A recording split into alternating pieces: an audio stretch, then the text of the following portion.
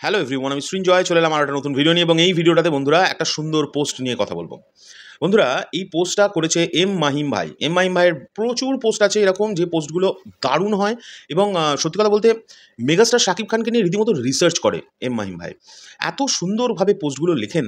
আমার সব পোস্ট ভালো লাগে, সব পোস্ট কিন্তু নিয়ে ভিডিও আমরা বানাই না। যে পোস্টগুলো না সত্যিকারে খুব টাচ করে যায় এবং খুব ইম্পর্ট্যান্ট পোস্টও কিছু করেন উনি অনেক সময়, সেই পোস্টগুলো নিয়ে না কথা না বললে আমার মনে হয় যেন যখন কথাই বলছি মেগাস্টারকে নিয়েই আমরা কথা বলি ম্যাক্সিমাম সময়, তখন কেন এই পোস্টগুলো নিয়ে কথা বলবো না? সো আজকের একটা পোস্ট, যে আজকের পোস্টটা নয়, পোস্টটা 23 জুলাই করেছে এম মাহিম ভাই। আমি পাশে স্ক্রিনশট দিয়ে দিচ্ছি। অসাধারণ একটি পোস্ট লিখছে শাকিব খানের উত্থান, একটা স্পেস দিয়ে লিখেছে টার্নিং পয়েন্ট 2005। এবং এটার মধ্যে যে লেখাটা লিখেছে 2005 সাল একটি গতি পরিবর্তনের বছর।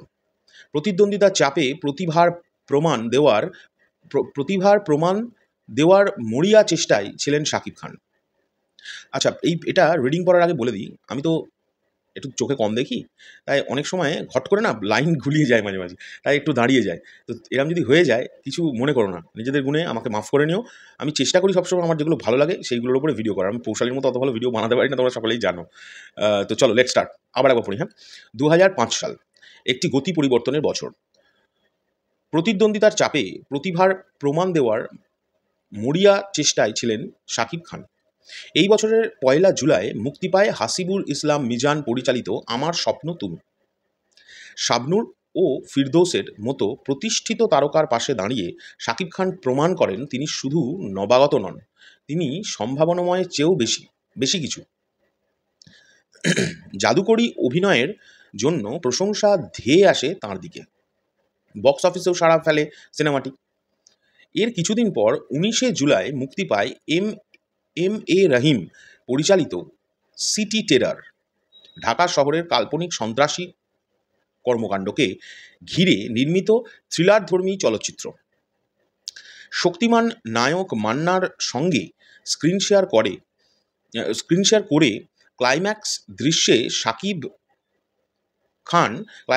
শাকিব খান দেখান এক দুর্দান্ত অভিনয়ের উপস্থিতি। এবং তোমাদের বলে রাখি, এই যে দৃশ্যটা নিয়ে এম মাহিম ভাই কথা বলেছে, এটা আমি দেখেছি ইউটিউবে। দারুণ অভিনয় এবং মেগাস্টার এবং মহানায়ক মান্না, দারুণ আমার দেখা। আমি এটা দেখেছি এবং এর ক্লিপগুলো ভাইরালও হয়। আমি যদি ভুল না করে থাকি, আমায় ঠিক করে বলো তো যে আমি ঠিক বলছি কিনা। তো এটা আমার দেখা। যাই হোক, অ্যাটিটিউড, এক্সপ্রেশন, অ্যাগ্রেশন সব মিলিয়ে তিনি ছিলেন পরিপূর্ণ। দর্শক হতবাক। আলো কেড়ে নেন সাকিবই। এরপর আসে শুভা। এই সিনেমাটাও আমাদের দেখা এবং আমি যদি ভুল না করে থাকি এই সিনেমাটার রিভিউ পর্যন্ত করা আমাদের ইউটিউবে আছে। আই হোপ সো, আমি যদি ভুল না করে থাকি। 12 আগস্ট মুক্তিপ্রাপ্ত চাষী নজরুল ইসলাম পরিচালিত সিনেমা, যা রবীন্দ্রনাথ ঠাকুরের গল্প অবলম্বনে নির্মিত। এখানে একেবারে অন্যরকম শাকিব খানকে পায় দর্শক। কৃত্রিমতার ঊর্ধ্বে এক ন্যাচারাল অভিনয়, যা দর্শকের তৃপ্তির ঢেকুর তুলতে বাধ্য করে। বছরের শেষ চমক ছিল 4 নভেম্বর ঈদ উল ফিতর মুক্তি পাওয়া শাহিন সুমনের যুগল পরিচালনায় বাঁধা। এই সিনেমায় রিয়াজ, পূর্ণিমা, ডিপজল তাঁদের মতো তারকাদের ভিড়ে শাকিব খান নিজের অবস্থান পোক্ত করেন এক ব্যর্থ প্রেমিকের চরিত্রে। তার সংলাপ, এক্সপ্রেশন, আবেগ সব কিছুই ছিল অব্যর্থ। এই 4টি ছবিই ছিল শাকিব খানের কেরিয়ারের মোড় ঘোরানো কাজ।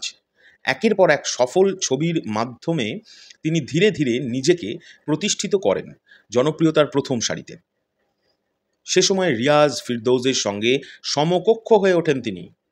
এই ছবিগুলোর সাফল্যের পর বদলে যায় ইন্ডাস্ট্রির সমীকরণ। বড় প্রযোজক, বিখ্যাত পরিচালক, জনপ্রিয় নায়িকা শাকিব খানের দিকেই ঝুঁকতে শুরু করেন।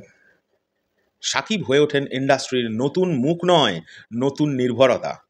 আর এরপর বাকিটা ইতিহাস। এমন কিছু পোস্ট লেখে না মাইম ভাই, পড়তে গিয়েও গায়ে কাঁটা দেয়, ইমোশনাল হয়ে যায়, একটা আলাদা রকমের আনন্দ কাজ করে। সত্যিই বাকিটা ইতিহাস, বাকিটা একটা বিশাল জার্নি। মেগা স্টার, একটা নর্মাল অভিনেতা শাকিব খান থেকে মেগা স্টার শাকিব খানের জার্নি। তোমাদের কেমন লাগলো এই পোস্টটা? আমার দারুণ লেগেছে, ইমোশনাল ফিল করছি। আর হয় এটা, আমি জানি না, যাকে খুব ভালোবেসে ভিডিও বানায় না, যাদেরকেই মানে খুব ভালোবেসে যাদের নিয়ে ভিডিও বানায়, তাদের কোনো একটা সাকসেস গল্প শুনলে, তাদের কোনো একটা এরকম ইমোশনাল গল্প শুনলে না আমার আমার খুব ইমোশনাল হয়ে যায়। এটা আমার প্রবলেম। বলতে পারো আমি ইমোশনাল ফুল। যাই হোক, আমি একটু বেঁধে বেঁধে পড়লাম, বিকজ তোমাদের তো কারণটা বললাম, আমার একটুখানি তো আইসাইটের প্রবলেম আছে, তাই চশমা পরতে হয়, কানা। সেই কারণে একটু মানি গুছিয়ে নিও।